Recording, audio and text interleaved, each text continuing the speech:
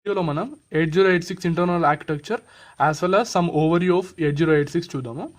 So ఇది వచ్చేసి ఒక micro processor and it's not a micro controller like 8085. So జనరల్గా మోస్ట్ ఆఫ్ పీపుల్ కన్ఫ్యూజ్ అవుతారు. Micro processor micro controller difference ఏంటంటే micro processor వచ్చేసి stand అలోన్గా it cannot perform any operations. ఎందుకంటే ఇందులో లైక్ ర్యామ్ అనేది ఇంటర్నల్గా బిల్డ్ అవ్వ ఉండదు. It only contain some bus interface unit and execution unit. వెరాస్ micro controller చూస్తే దానికి ఇన్బిల్డ్ మెమరీ వచ్చేసి ఉంటుంది. So that we can directly use it as a micro computer. And 8086 వచ్చేసి we cannot use as micro computer. That's the major difference. And 8086 వచ్చేసి దీనికి 40 pins ఉంటాయి, external pins, so that we can connect to external resources. So ఇది dual inline package అంటాం దీన్ని. ఎందుకంటే ఇందులో సపరేట్గా address bus as well as data bus అనేవి సపరేట్గా ఉండవు. ఇట్ ఈస్ మల్టీప్లెక్స్డ్ అన్నట్టు. Like we have pins from AD0 to AD19.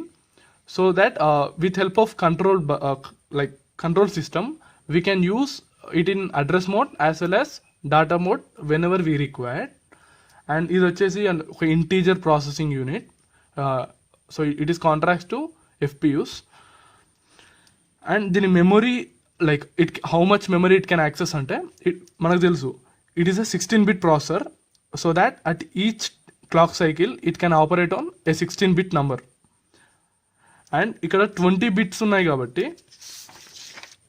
So ఇక్కడ 20 బిట్ అడ్రస్ లైన్ ఉంది కాబట్టి అట్ ఏ టైం లైక్ ఎన్ని మెమరీ లొకేషన్స్ని యాక్సెస్ చేస్తుందంటే 2 మెమరీ లొకేషన్స్ని యాక్సెస్ చేస్తుంది. 2 అంటే నియర్లీ 1048 కిలో లొకేషన్స్. సో నేను ఇక్కడ మీకు కిలో బైట్స్ అని చెప్పట్లేదు, కిలో లొకేషన్స్ అని చెప్తున్నాను. ఎందుకు మీకు ఫర్దర్ వీడియోలో క్లారిటీ ఉంటుంది అంటే ఫర్దర్ వీడియోలో చెప్తాను. సో ఇక్కడ 1048 కిలో లొకేషన్స్ని యాక్సెస్ చేయొచ్చు. అంటే ఇది 1 లొకేషన్, ఇది 2 location, 3 up to so on 1048K లొకేషన్స్ని యాక్సెస్ చేస్తుంది అన్నట్టు. లొకేషన్స్ యాక్సెస్ చేయొచ్చు. అండ్ ఫస్ట్ మనం ఓవర్ వ్యూ ఇద్దాం, అంటే like what are the different regions in 8086. First part వచ్చేసి BIU, bus interface unit. And second region వచ్చేసి execution unit. So bus interface యూనిట్లో మెయిన్గా జరిగే ఆపరేషన్స్ ఏంటంటే లైక్ ఎక్స్టర్నల్గా ఏమైనా పెరిఫెరల్స్ ఉంటే కనెక్షన్స్ కానీ హార్డ్వేర్ ఆపరేషన్స్ జరుగుతాయి. అండ్ ఆల్సో ఇక్కడ ఒక 20-bit అడ్రస్ జనరేటింగ్ సర్క్యూట్ అనేది ఉంది. అంటే ఇప్పుడు మనం ఒక లైక్ కొన్ని ఇన్స్ట్రక్షన్స్ మీద మనం వర్క్ చేయాలంటే we need access to memory, out side memory, right? So out side memory ఎక్కడికి వెళ్ళి మనం డాటాని లైక్ తీసుకోవాలనేది జరుగుతుంది. సో ఎక్కడి నుండి తీసుకోవాలంటే ఇట్ కెన్ మనం ఇక్కడ చూసింది ఏంటంటే it can access some 1048K locations, right? So ఆ 1048K లొకేషన్స్లో ఏ లొకేషన్లో మన ఇన్స్ట్రక్షన్ కావాలి, సో మన ఈ ప్రోగ్రామ్ రన్ అవుతుంటే ప్రోగ్రాంలో ఫస్ట్ లైన్ ఈ 1048 కిలో లొకేషన్స్లో ఎక్కడుంది, ఎక్కడికి వెళ్ళి స్టార్ట్ అవుతుంది అని మనకు తెలియాలంటే we should know address, right?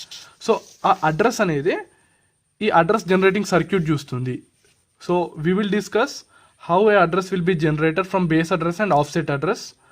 And ఇక్కడ ఒక ప్రీఫెచ్ క్యూ ఉంటుంది, ఈ 6 bytes అన్నట్టు. అంటే 1 2 3 4 5 6 ఉంది కదా. So each will consist of 1 2 3 4 5 6 7 8 bits ఉంటుంది ఒక్కొక్కటి. సో 8 bit అంటే 1 byte. సో ఈ 6 bit ప్రీఫెచ్ క్యూ అనేది ఉంటుంది, ఎందుకంటే it helps in execution and fetching very faster. So ఇక్కడ సపోజ్ ఇక్కడ first instruction, second instruction, 3 4 5 6 instructions ఉన్నాయి ఇక్కడ లైన్గా. And there will be here 0 instruction. So ఆ 0 ఇన్స్ట్రక్షన్ ఇక్కడ రన్ అవుతుంది ALUలో. సో రన్ అవుతుంటే దాని తర్వాత జరిగే 6 ఇన్స్ట్రక్షన్స్ ముందే ఇక్కడ స్టోర్ అయి ఉంటాయి, అంటే ముందే ఫెచ్ అయి ఉంటాయి ఇక్కడ. So that there will be no delay time, ఫాస్ట్గా ఆపరేషన్ అనేది జరుగుతుంది. అండ్ ఆల్సో ఈ ప్రాసెసర్లో ఇక్కడ కొన్ని control bus, data bus and address bus each and every పార్ట్కి, అంటే మన 8086లో ఉన్న ప్రతి పార్ట్కి ఈ control, data and address bus అయ్యి అన్ని కనెక్ట్ అయి ఉంటాయి. And all these buses are like not bidirectional, they are bidirectional. So they can transfer in both the directions data. So and also ఇందులో కొన్ని స్పెషల్ పర్పస్ రిజిస్టర్స్ ఉంటాయి, like extra segment, code segment, stack segment, data segment. So segments దీని పక్కకు ఒక like suffix add చేయాలి, registers అని. So ఇవి 16 bit registers. So ఇవి 16 బిట్ డాటాని స్టోర్ చేసుకుంటాయి. సో దీన్ని ఏమంటారు అంటే అప్పుడు extra segment register, core segment register, stock segment register, data segment register. So ఇక్కడ ఇన్స్ట్రక్షన్ పాయింటర్ అని ఉంటుంది. సో ఇది కూడా ఒక 16 బిట్ రిజిస్టరే, కాకపోతే ఇదొక లైక్ ఇదొక ఆఫ్సెట్ అడ్రస్ స్టోర్ చేసుకుంటుంది, ఇది వచ్చేసి బేస్ అడ్రస్ స్టోర్ చేసుకుంటుంది. సో ఇవేంటో మనం ఫర్దర్గా మెమరీ సెగ్మెంటేషన్లో చూద్దాము. సో మీరు జస్ట్ ఏమేమి పార్ట్స్ ఉంటాయో గుర్తుపెట్టుకోండి అంతే. అండ్ నెక్స్ట్ వచ్చేసి అండ్ ఇక్కడ బస్ ఇంటర్ఫేస్ యూనిట్కి ఎగ్జిక్యూషన్ యూనిట్కి లైక్ ఇంటర్ కనెక్షన్ లాగా, అంటే ఇక్కడ ఇన్స్ట్రక్షన్స్ ఎగ్జిక్యూషన్ యూనిట్కి ఎప్పుడు పంపించాలి, ఐదర్ డాటా అనేది రీడ్ ఆర్ రైటా, సో ఇట్లాంటివన్నీ కంట్రోల్ యూనిట్ అంటే కంట్రోల్ సిస్టమ్ తోటి లైక్ మేనేజ్ అవుతాయి. అండ్ నెక్స్ట్ ఇక్కడ వచ్చేసి ఎగ్జిక్యూషన్ యూనిట్లో ఇక్కడ కొన్ని జనరల్ పర్పస్ రిజిస్టర్స్ ఉంటాయి. సో ఇక్కడ ఏహెచ్ఏఎల్ దీన్ని ఏమంటారంటే జనరల్గా ఏఎక్స్ అని పిలుస్తారు, ఏఎక్స్. అండ్ బిహెచ్బిఎల్ని బిఎక్స్, ఇది సిఎక్స్, ఇది డిఎక్స్. సో ఇవి జనరల్ పర్పస్ రిజిస్టర్స్. అంటే మన ఇప్పుడు ప్రోగ్రామ్ ఎగ్జిక్యూషన్లో ఇవి ఇంటర్మీడియట్గా యూజ్ అవుతాయి అన్నట్టు.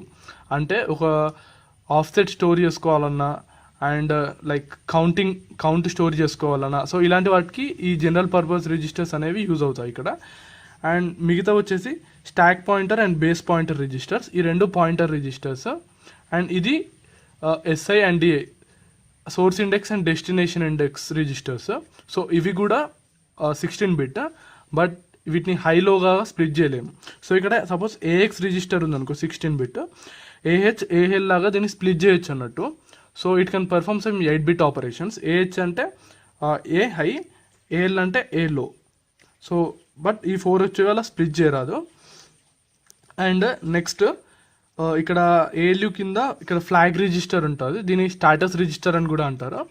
సో సపోజ్ ఇక్కడ after performing some logical are arithmetical operation in ALU, weather any parity generate అయిందా, క్యారీ హెడ్ జనరేట్ అయిందా.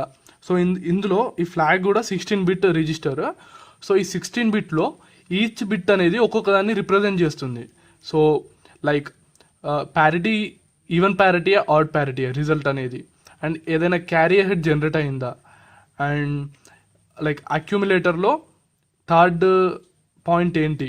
సో ఇలా కొన్ని 16 బిట్స్కి 16 డిఫరెంట్ ఫంక్షనాలిటీస్ అనేవి ఉంటాయి. సో ఈ ఫ్లాగ్ రిజిస్టర్ అనేది మనకు ఇన్ఫర్మేషన్ ఇస్తుంది యూజర్స్కి.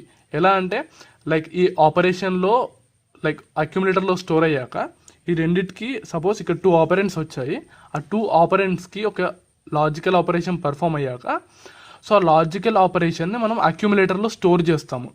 సో ఇక్కడ ఏఎక్స్ అంటే అక్యూములేటర్ అన్నట్టు. సో ఈ అక్యూములేటర్లో స్టోర్ చేస్తాం ఆ రిజల్ట్ని. సో ఆ రిజల్ట్ కొన్ని ఫంక్షనాలిటీస్ ఉంటాయి, లైక్ మీకు చెప్పినట్టు ఈవెన్ ప్యారిటీ, ఆడ్ ప్యారిటీ, ఏమైనా క్యారీ జనరేట్ అయిందా. సో ఇలా 16 డిఫరెంట్ కేటగిరీస్ మనకు ఇన్ఫర్మేషన్ ఇస్తుంది, ఆ ఆన్సర్ యొక్క ఇన్ఫర్మేషన్ అనేది ఇస్తుంది. అండ్ మీకు నేను ఫస్ట్ ఏం చెప్పానంటే, సో ఇది బేసిక్గా బిఐయు ఈయూ యూనిట్. ఫస్ట్ ఏం చెప్పాను మీకు, ఇక్కడ ఒక 20 బిట్ అడ్రస్ జనరేటింగ్ సర్క్యూట్ ఉంటుందని చెప్పాను. లైక్ ఆ 20 బిట్ అడ్రస్ ఎలా జనరేట్ అవుతుంది అది చూద్దాం ఇప్పుడు. సో ఒక ఫిజికల్ అడ్రస్, సో ఇక్కడ 1048 కిలో లొకేషన్స్ ఉంటాయని చెప్పారు. సో ఆ లొకేషన్ని పాయింట్అవుట్ చేయాలంటే మనకు 2 అడ్రస్సెస్ ఇంపార్టెంట్గా ఉంటాయి. ఒకటేమో base address and second one వచ్చేసి offset address. So ES, CS, SS, DS అనేవి బేస్ అడ్రస్ స్టోర్ చేసుకుంటాయి. ఇక్కడ IP, SP, BP, SI, DI, so ఈ రిజిస్టర్స్ ఆఫ్సెట్ అడ్రస్ని స్టోర్ చేసుకుంటాయి. సో ఈ బేస్ అడ్రస్కి ఆఫ్సెట్ అడ్రస్కి ఒక చిన్న క్యాలిక్యులేషన్ చేస్తే మనకు ఫిజికల్ అడ్రస్ అనేది వస్తుంది. సో ఆ ఫిజికల్ అడ్రస్తో మనం మెమరీని యాక్సెస్ చేసుకోవచ్చు. అండ్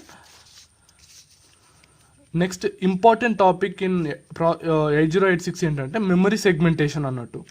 మీకు చెప్పాను ఇక్కడ 1048 కిలో లొకేషన్స్ ఉంటాయి and that is equal to 1 MB అన్నట్టు, 1 MB. సో ఈ 1 MBని మనం లాజికల్గా కొన్ని పార్ట్స్గా డివైడ్ చేసుకుంటాం ఇక్కడ 1 2 3 4. ఒకటేమో కోడ్ సెగ్మెంట్, ఇంకొకటి డాటా సెగ్మెంట్, ఇంకొకటి స్టాక్ సెగ్మెంట్, ఇది వచ్చేసి extra segment. So each segment వచ్చేసి 64 కిలోబైట్స్ ఉంటుంది, 64 కిలోబైట్స్. సో దీన్ని ఇంకా పర్ఫెక్ట్గా చెప్పాలంటే 64 kilo locations into 8 bytes. So దీన్నే మనం 64 కిలోబైట్స్ అంటాము. సో ఎలానో మీకు చెప్తాను ఇప్పుడు. ఇక్కడ 1 MB ఉంది. 1 MBని ఎలా రిప్రజెంట్ చేస్తారు? లైక్ రేంజ్ ఆఫ్ 1 MB ఎంత అంటే 00000F 1 2 3 4 5 to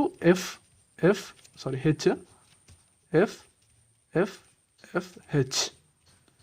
సో ఇది రిప్రజెంటేషన్ ఫ్రమ్ లైక్ 1 MBని 1 MB యొక్క మినిమం అడ్రస్ ఇది, మ్యాక్సిమం అడ్రస్ ఇది. ఎలానో చూద్దాము. ఇది హెక్సాడెసిమల్లో ఉంది. దీన్ని బైనరీ కన్వర్ట్ చేసేటప్పుడు మనం ఒక్కొక్క హెక్సాడెసిమల్ ప్లేస్ని 4 బైనరీ డిజిట్స్ లాగా కన్సిడర్ చేస్తాం. ఫర్ ఎగ్జాంపుల్ ఏ ఉంది, ఏ అంటే ఎంత 10 కదా. సో మనం ఏని ఎలా రిప్రజెంట్ చేస్తాము? 1010 లా రిప్రజెంట్ చేస్తాం. అంటే ఈచ్ హెక్సాడెసిమల్ లొకేషన్ ఒక 4 బిట్స్ని రిప్రజెంట్ చేస్తుంది. సో అలా ఎన్ని ఉన్నాయి మొత్తం? 1 2 3 4 5 కదా. 4 into 5 that equal to 20 bit. So మనకు ఎన్ని అడ్రస్ లైన్స్ ఉన్నాయి? 20 బిట్ అడ్రస్ లైన్స్. సో ఇది 20 బిట్ మ్యాచ్ అయింది కదా. సో అందుకే ఇది వచ్చేసి బేస్ అడ్రస్. సో ఇది వచ్చేసి టాప్ అడ్రస్ ఆఫ్ 1 MB. ఇది గుర్తుపెట్టుకోండి. అండ్ మనం ఈ మొత్తం మెమరీని ఫాస్ట్గా యాక్సెస్ చేసుకోవడానికి అంటే కొన్ని పార్ట్స్ కొన్ని వాటికి యూజ్ అవుతాయి. సో అలా చేస్తే ఏమవుతుందంటే like fetch speeding and execution speed అనేది ఫాస్ట్గా ఉంటుంది. ఫర్ ఎగ్జాంపుల్ ఇక్కడ మధ్యలో ఒక అడ్రస్ ఉంది. సో అడ్రస్లో ఉన్న కంటెంట్ మనకు కావాలి. అప్పుడు మనం ఏం చేస్తాం? ఇది మొత్తం సెర్చ్ చేసుకుంటూ వెళ్ళేసరికి ఫెచింగ్ స్పీడ్ అనేది ఎక్కువసేపు ఉంటుంది. అదే మనం లాజికల్గా డివైడ్ చేసాం అనుకోండి. సో ఈ స్టాక్ సెగ్మెంట్లోకి వెళ్ళి మనకు పర్టికులర్ అడ్రస్ కావాలి అంటే ఆ కంటెంట్ అడ్రస్లో ఉన్న కంటెంట్ కావాలంటే సో సర్చింగ్ స్పీడ్ అంటే ఫెచింగ్ స్పీడ్ అనేది చాలా తొందరగా ఉంటుంది.